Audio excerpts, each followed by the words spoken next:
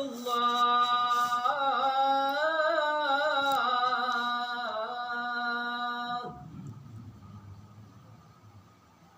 حي على الصلاة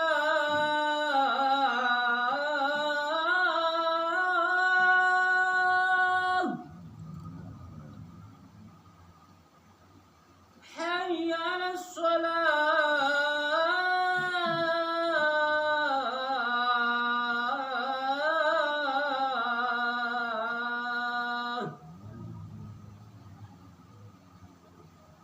حي على الفلاح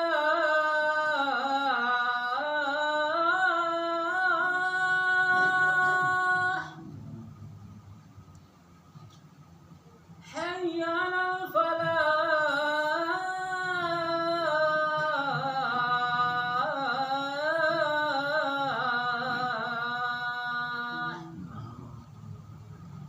الله أكبر الله أكبر لا إله إلا الله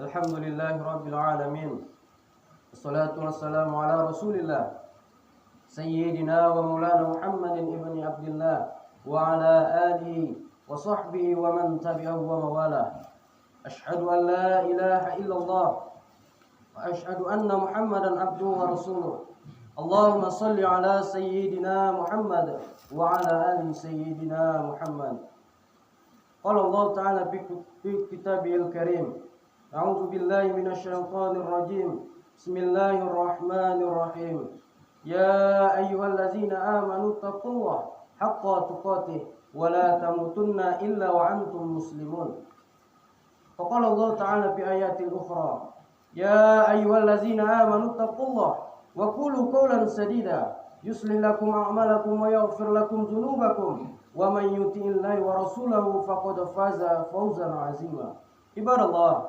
أوصيكم ونفسي بتقوى الله وطاعته فقد فاز المتقون.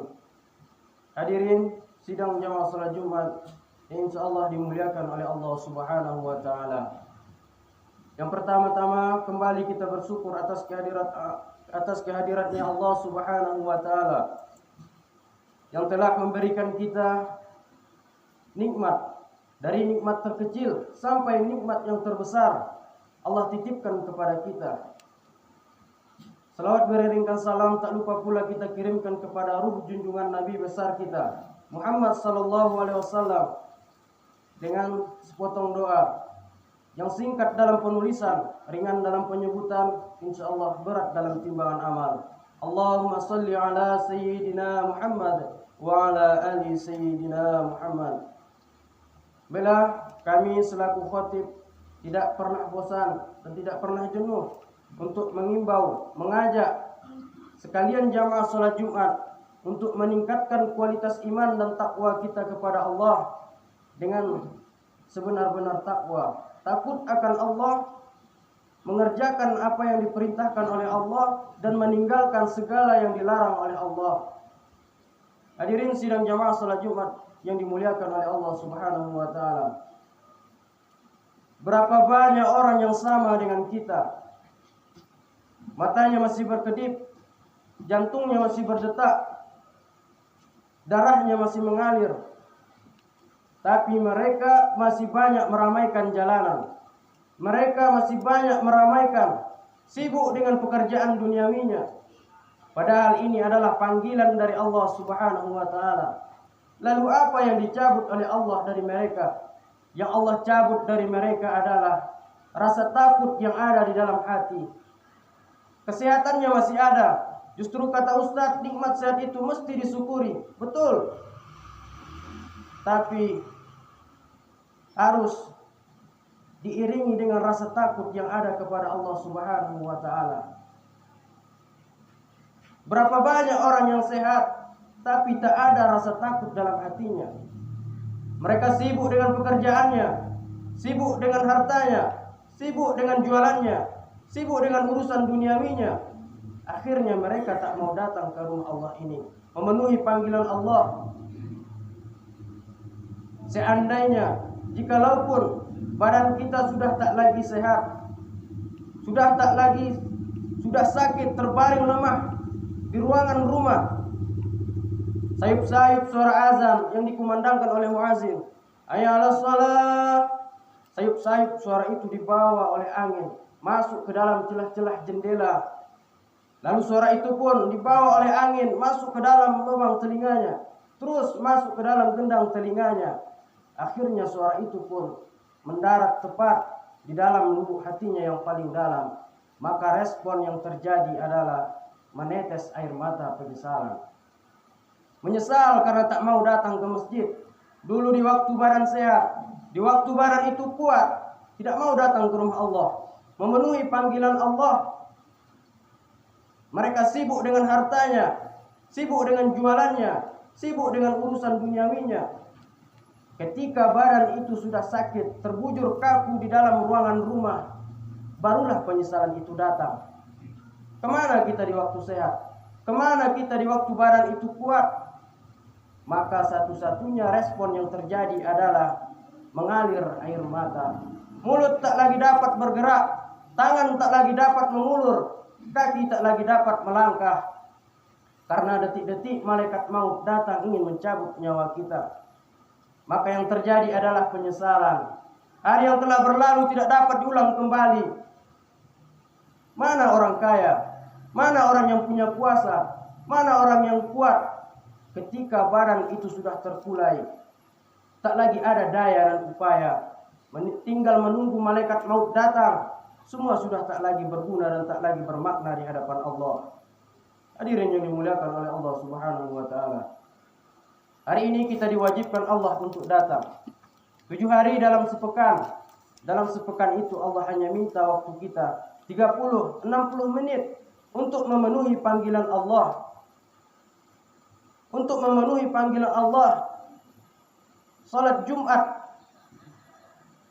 Jadi ketika kita datang ke masjid ini dengan rasa takut yang ada di dalam hati kita, maka insya Allah kita akan menghadap dengan Allah dengan urusan yang paling mudah.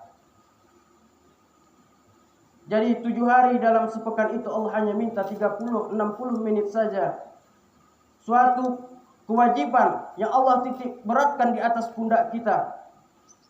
Selaku orang yang beriman, yang berakal sehat, yang takut kepada Allah, yang percaya bahwa mati itu adalah kepastian. Hari ini kita disuruh Allah untuk datang, dan kita datang untuk memenuhi panggilan itu. Tapi berapa banyak orang yang masih belum terpanggil? Berapa banyak orang yang masih belum datang? Berapa banyak orang yang masih mementingkan urusan dunianya dibandingkan mementingkan Sang Penciptanya? Lalu apa yang ditarik oleh Allah? Yang Allah tutup dari mereka adalah Allah kunci pintu hatinya. Allah tutup pintu hatinya. Sehingga dengan tertutupnya mata hatinya, maka ikutlah buta matanya, tuli telinganya. Yang buta bukanlah mata kepalanya, tapi justru yang buta itu adalah mata hatinya. Artinya, hatinya sudah ditutup oleh Allah, tak lagi mau mendengarkan kebaikan, tak lagi mau mendengarkan kebenaran, tak lagi mau memenuhi panggilan Allah, tak lagi mau mendengarkan pengajian, sudah tidak lagi mau mendengarkan nasihat ulama, nasihat orang tua. Mereka sibuk dengan urusannya. Maka ketika itu mereka akan menyesal. Mereka hari ini di awang-awang, mereka diangan-angankan oleh setan bahwasanya mereka adalah orang yang kekal abadi. Mereka adalah orang yang akan mendapatkan keberuntungan kalau mereka tidak mau datang ke masjid. Kalau mereka datang ke masjid, terhindar bisnisnya, rusak jualannya, hancur dunianya. Itulah yang diangan-angankan setan, sehingga kita tidak mau datang ke masjid, memenuhi panggilan Allah ini. Hari ini kita datang ke masjid ini andaikan hati kita belum mau datang ke masjid ini, apa yang dijanjikan oleh atasan kita kepada kita sehingga kita tidak mau datang ke masjid ini? Apa yang dijanjikan oleh anak dan istri kita sehingga kita begitu mudah untuk tidak mau datang memenuhi panggilan Allah ini? Apa yang diberikan dunia ini? Apa jaminan yang diberikan dunia ini sehingga kita tidak mau begitu mudah, enteng saja tidak mau datang ke masjid ini memenuhi panggilan Allah? Andaikan dalam sepekan ini kita tidak datang ke masjid, andaikan yang dalam sepekan ini kita tidak mau datang ke masjid, bagaimanalah agaknya mungkin panggilan Allah yang 5 waktu sehari semalam? Apa yang akan kita bawa mati? Apa yang kita pertanggungjawabkan di hadapan Allah? Hadirin yang dimuliakan oleh Allah, dunia ini hanyalah sementara. Dunia ini hanyalah permainan. Dan setiap permainan itu pasti ada akhir. Dan setiap akhir itu pasti akan selalu datang penyesalan. Di mana kita di waktu kuat? Di mana kita di waktu sehat?